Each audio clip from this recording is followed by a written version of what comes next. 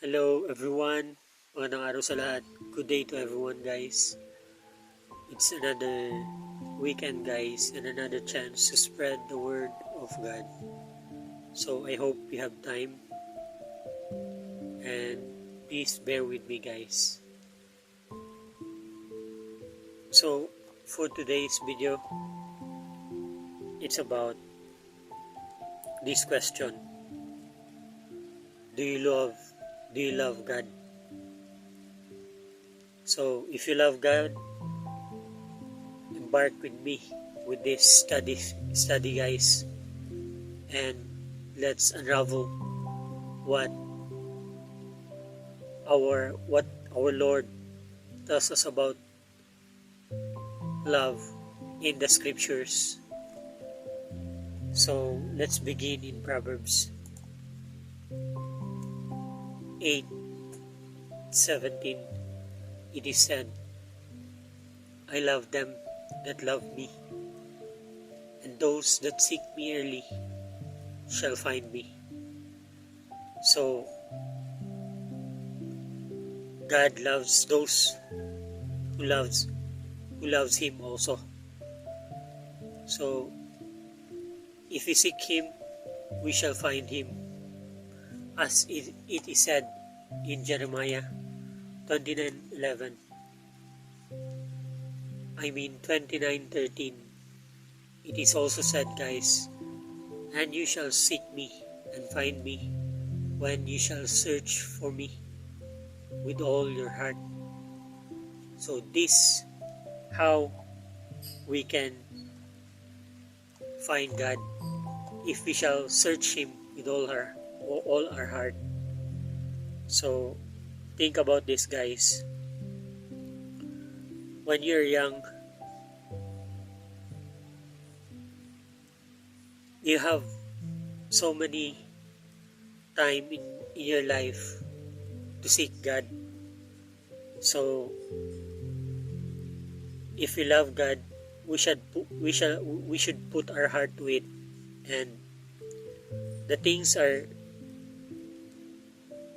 going to increase in our life is the knowledge of the scriptures, because God talk to us or connects to us through the scriptures. So we should study the scripture guys, that we may know what is our Lord plans in our life. For the Bible guys is the instruction book. So kagaya siya sa mga manual ng sasakyan mo. So in our life tayo, we also have a manual, and this is the Bible. So if you want to straighten your life, you must read the manual, because without this knowledge guys, you can walk or find eternal life. So it is like a needle guys, that is hidden in the hay, kabundok na hay. So para kang naghahanap ng karayom sa loob ng isang kabundok na mga dayami.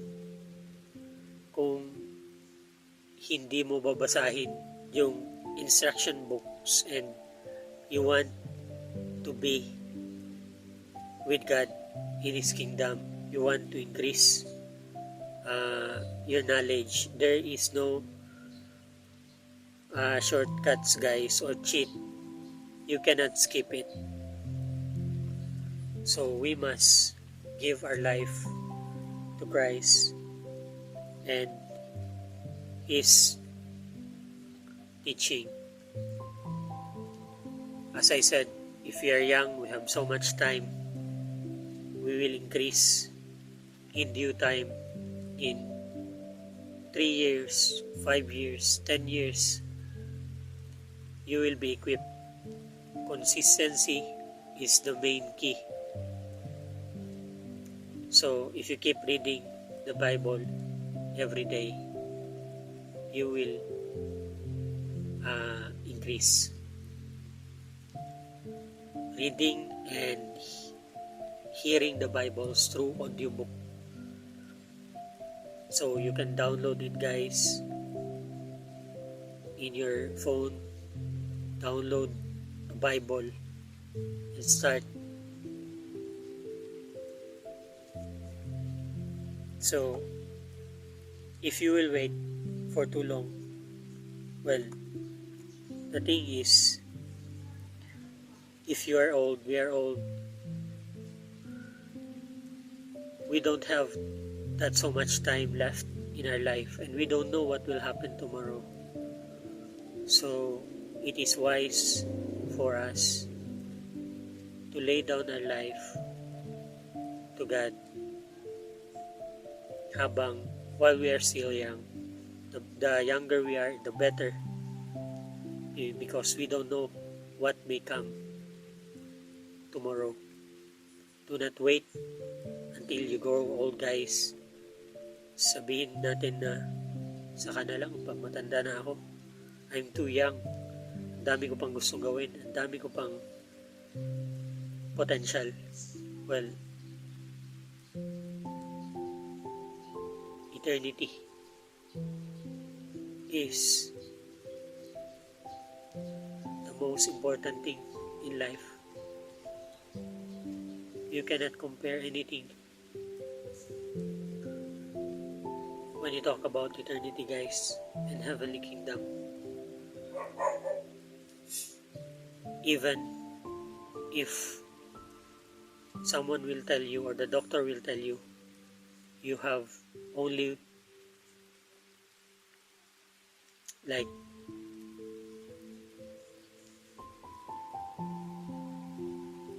one day or three days to live, what will you do to that time? For sure, you will seek cure into your life. Or kung sinabi sa'yo na hindi ka na pwedeng kumain ng ganitong pagkain kasi mamamatay ka, you will die if you eat it, do you still continue to eat it? Well, di ba hindi? So, give importance in the kingdom of God, because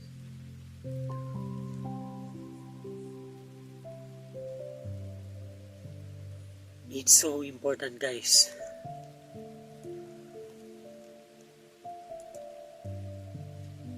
How much do you have to hate someone if you know about Jesus Christ is the only way to heaven, and forbid your tongue to spread or share the gospel, the good news of salvation, to your friends, to your family, and to the world? Think about it, guys. If you truly believe on what Jesus have done to your life, you will be so grateful, for all have sinned and come short of the glory of God.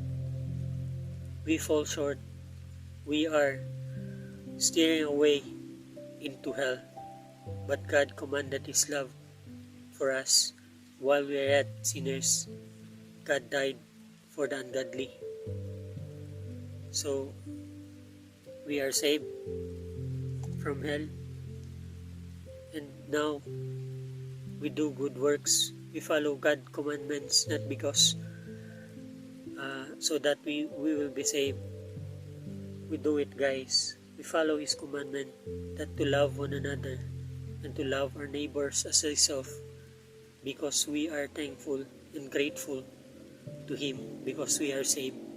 and He gave His life for us. That's the gospel, guys, and that's the truth. So let's proceed.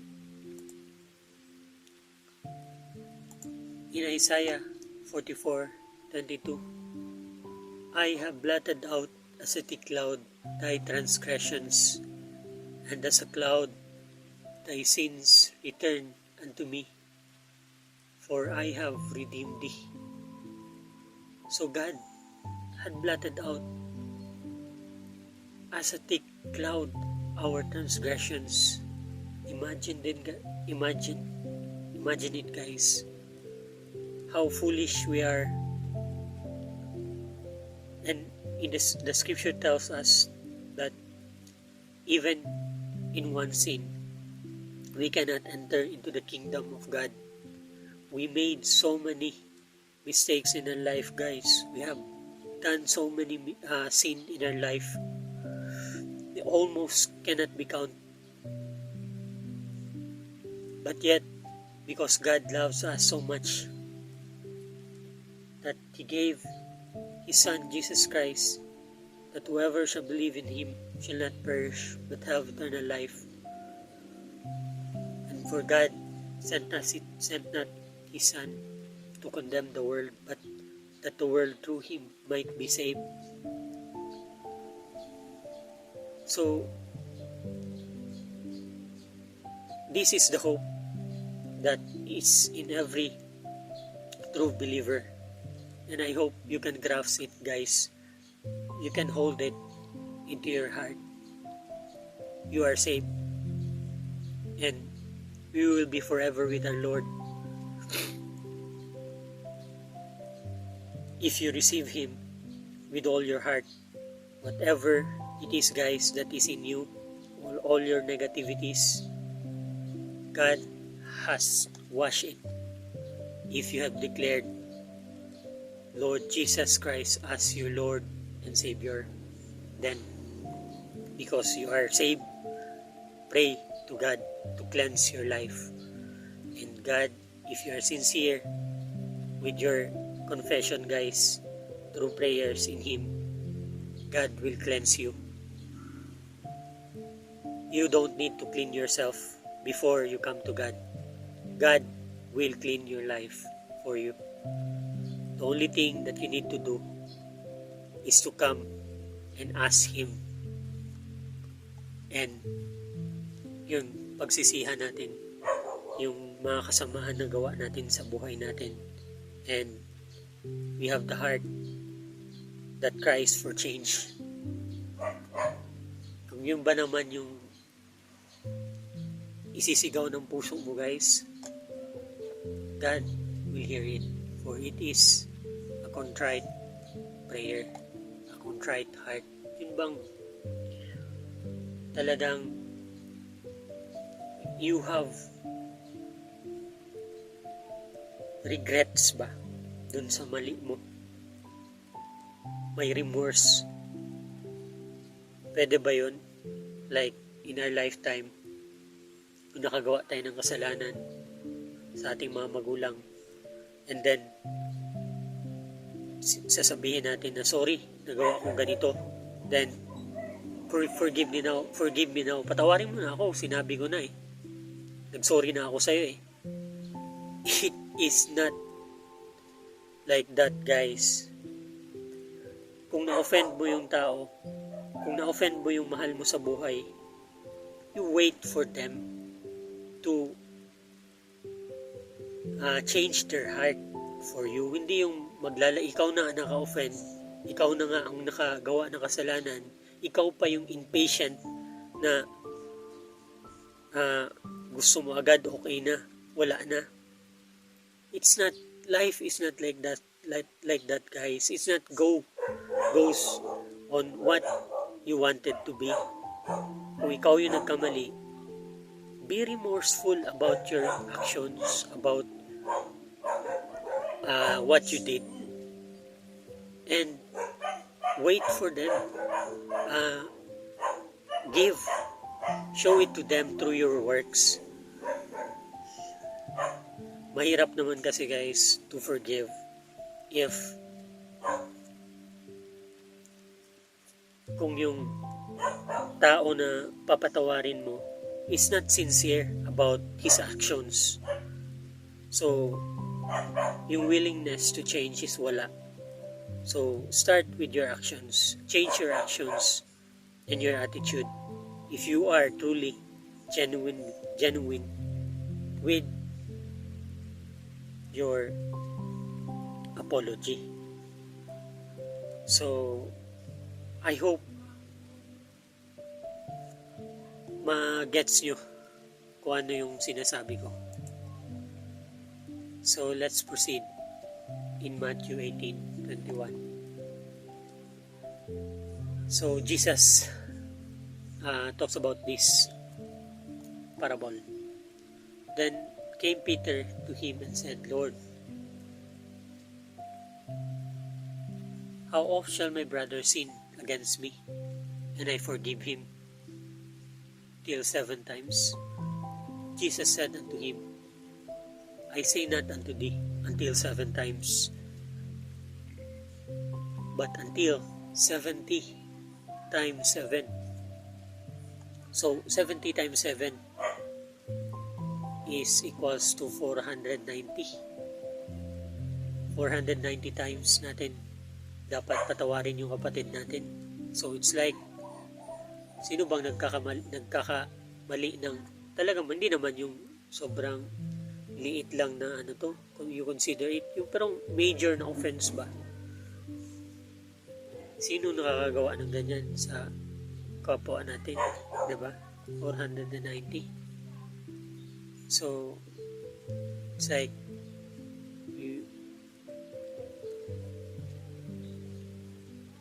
siguro makakount lang sa daliri natin guys on how many times nag-transgress or na-offend tayo sa mga kapatid natin. In this scripture, Jesus tells us to forgive 70 times 7, 490 times to our brothers, to our brethren. So Jesus tells the scripture, the parable in this, therefore is the kingdom of heaven likened unto a certain king, which would take an account of his servants. And when he had begun to reckon, one was brought unto him which owed him 10,000 talents. But for as much as he had not to pay, his Lord commanded him to be sold, and his wife and children, and all that he had, and payment to be made. The servant therefore fell down and worshipped him, saying, Lord, have patience with me, and I will pay thee all.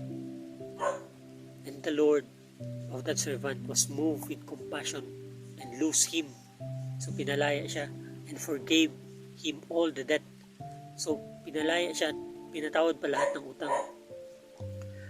But the same servant went out and found one of his fellow servant, which owed him 100 pieces, and he laid hands on him and took him by the throat, saying, Pay me that thou owest. So sinakal niya, no? Hinawakan niya yung fellow servant niya, kapwa niya katulong. And his fellow servant fell down at his feet and besought him, and saying, Have patience with me, and I will pay thee all. So yung pinatawad ng Lord niya, may isang servant na nag-utang din sa kanya, tapos nagalit siya dahil di siya binayaran agad. So ginawa niya, ginanon niya. So sabi ng kapwa servant niya,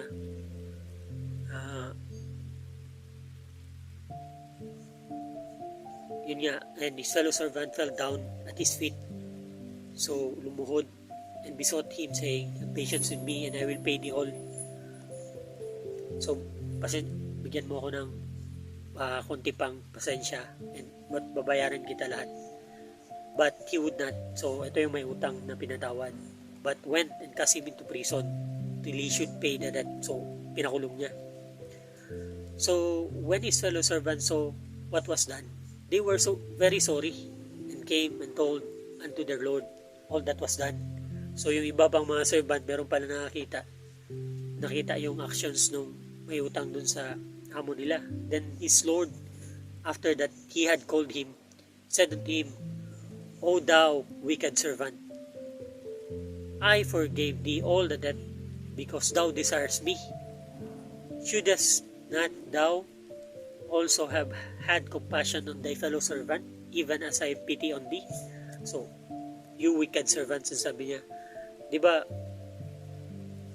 humingi ka ng kuwan sa akin, ng pasensya sa akin, and then pinatawad kita, may utang ka na mas malaki,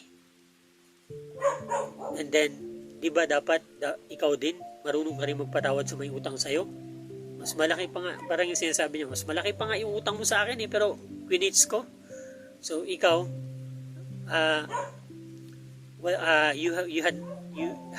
should have compassion on thy fellow servant. So dapat magkaroon ka ng awa dun sa fellow servant mo na may utang sa'yo. And his Lord was wrath. So galit na galit yung amo niya, and delivered him to the tormentors till he should pay all that was due unto him.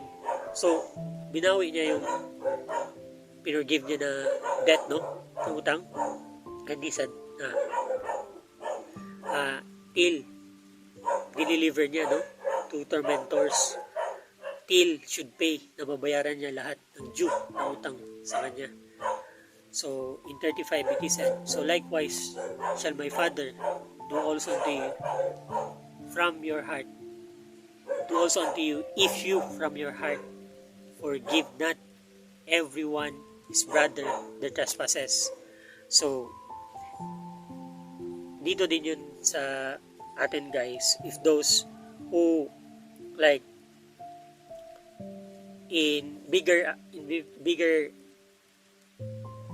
aspect, guys, if kung meron naka-offend sa atin, if there is someone who offended us in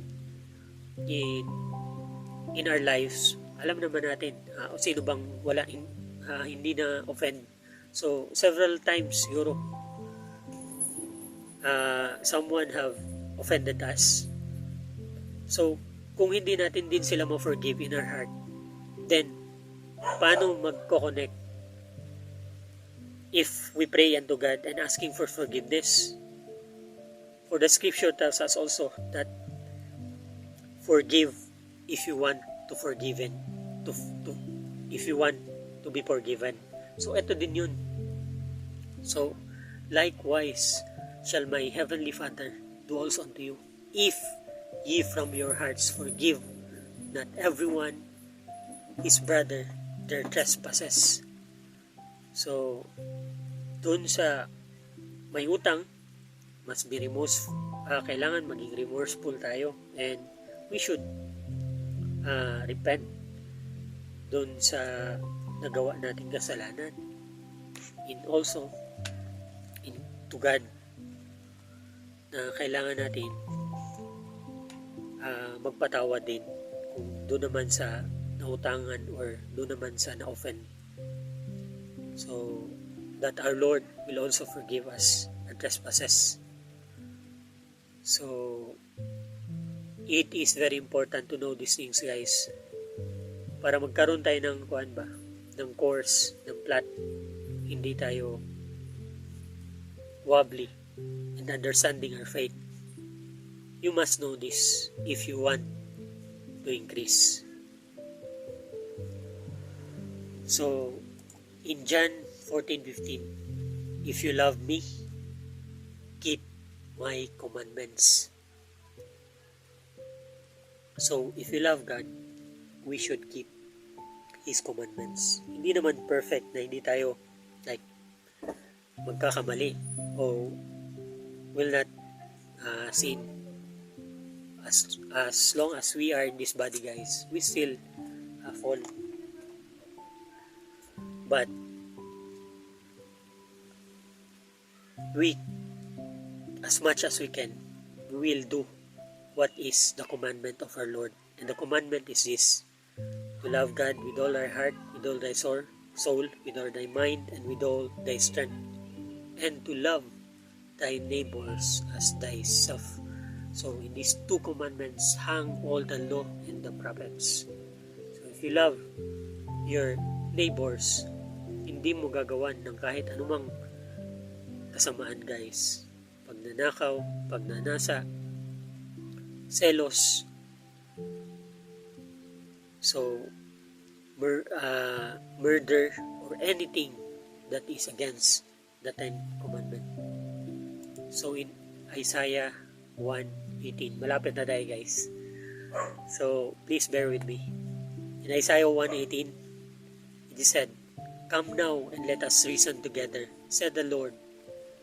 Though your sins be as scarlet, they shall be as white as snow. Though they be red like crimsons, they shall be as wool." So, give glory to God, lalo na dun sa mga alam yung mga ginawa nilang karumal-dumal na kasamaan in their lifetime, yung kabataan nyo. And then God is telling you, He will forgive you. Come to me and let us reason together. Though your sins be as scarlet, no one will boast in their sin, guys. Walang in the right mind to boast na gaano sila ka babaero, na gaano sila ka maraming babae, maraming chicks, maraming nagawang kasamaan. That is insanely foolishness.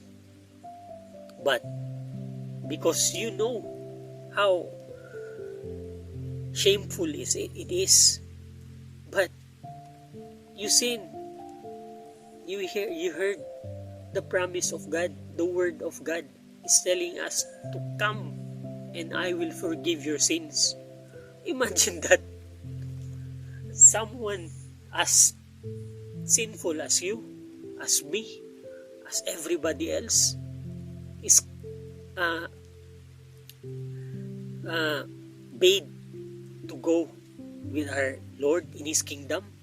Are we that?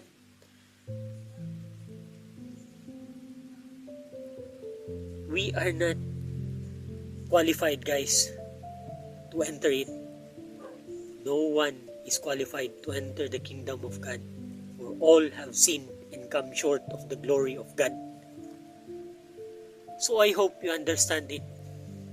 It is said also in the scripture that I am not come to call the righteous, but sinners to repentance.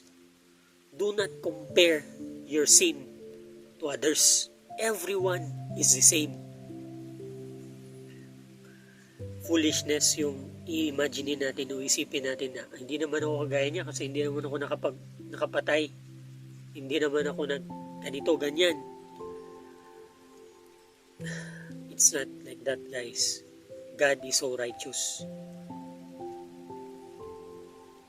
So, sin is very against to the nature of our Lord. For He consumes sin.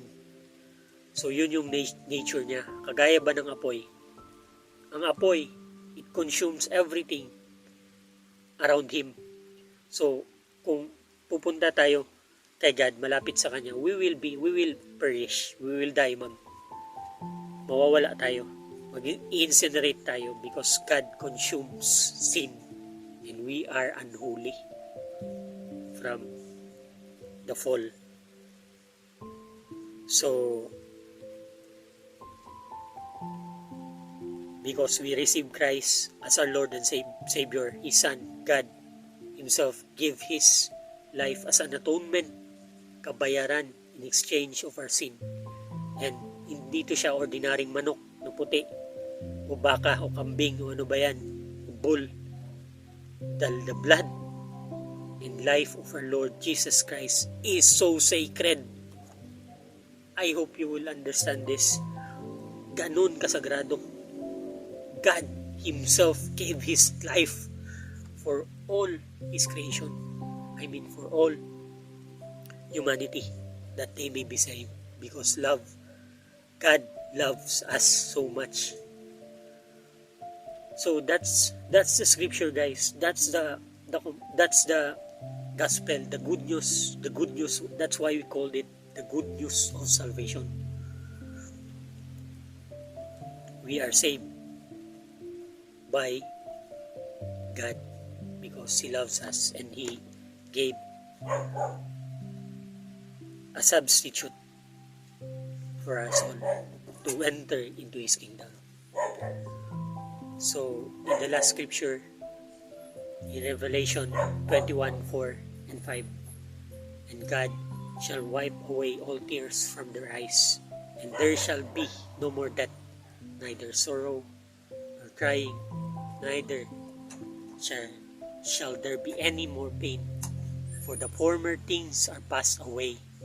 And He that sat upon the throne said, Behold, I make all things new. And He said unto me, Write, for these words are true. So those who put their faith to Jesus Christ, rejoice, guys, for we will be with our Lord in His kingdom forevermore. So this is the promise of our God towards all mankind.